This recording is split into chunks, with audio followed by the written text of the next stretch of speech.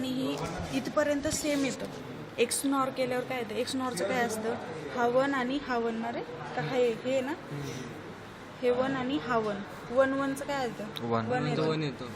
परत हा 1 1चा 1 येतो, 0 आणि 1चा 0 येतो.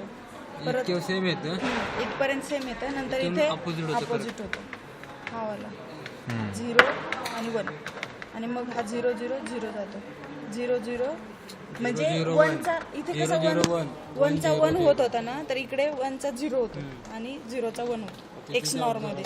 आणि इथे आपण काही पण चेंज करू शकतो. जर तुम्हाला सांगितलं की आता एक्स नॉर एक्स ऑरिंग करायचं असेल तर मग एक्स ऑर करून वेवफॉर्म काढायला पण सांगू शकतात, असं पण आहे त्याच्यामध्ये.